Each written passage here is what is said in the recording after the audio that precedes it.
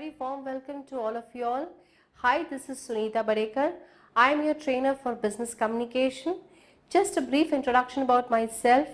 By profession, I am a corporate trainer and I have more than 17 years of rich techno-commercial experience across various sectors in the industry. Well friends, let's start on this journey, interesting journey of studying business communication.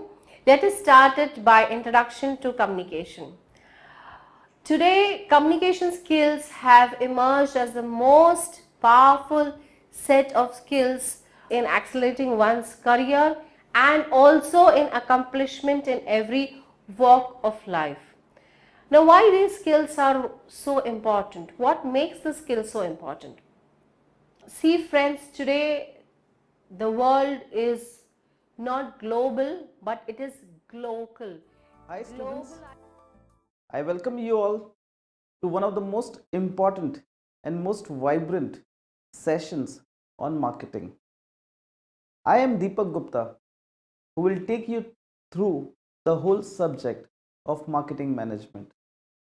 Marketing management is one of the most important subjects. It is one of the most common subjects in any management program. So it's very essential for each one of us to understand why do marketing management. So this first session is purely based on marketing, the origin of marketing.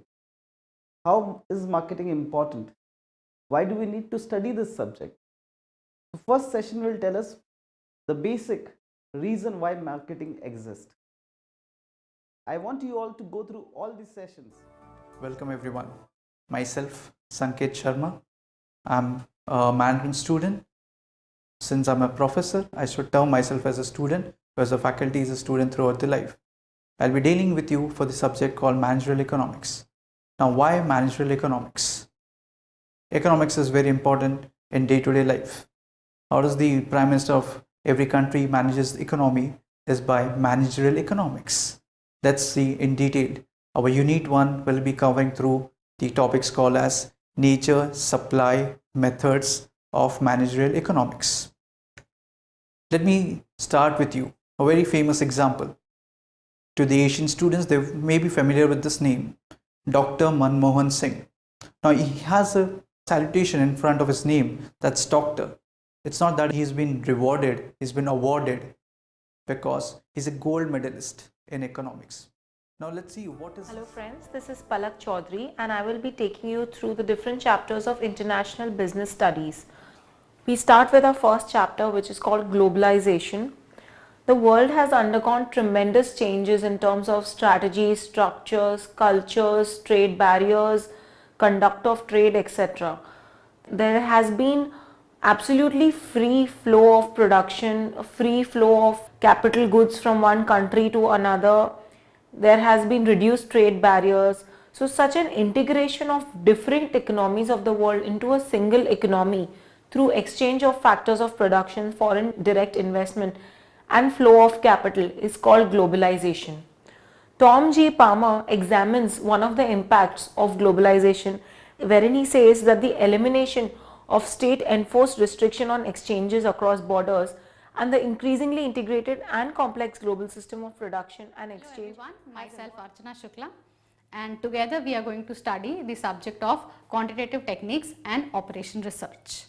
Now we start with the first chapter, which is your decision making and quantitative techniques.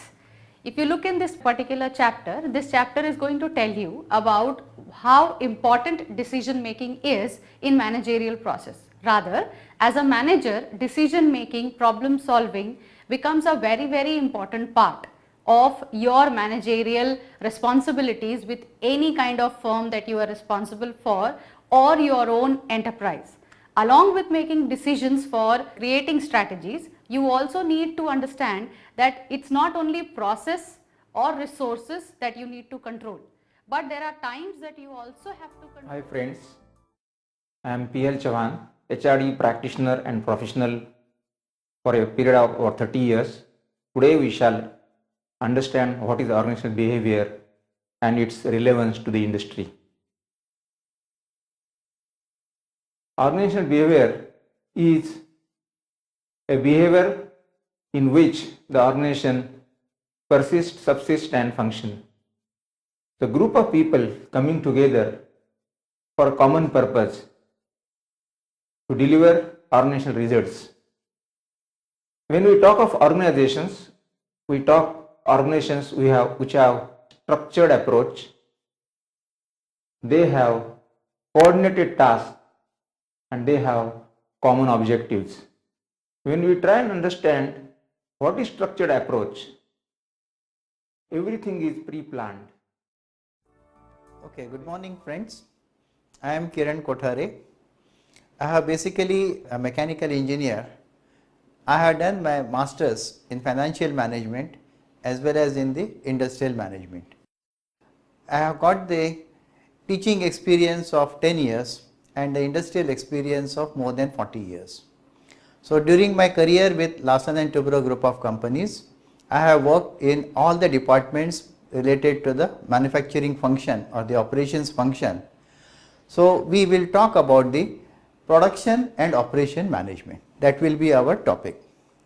Now let's start with the first unit, that is the introduction of the production and operation management. Now what do you mean by production and operation management? Production management is the term which you will be able to understand easily, but what is production and operation management? So let's see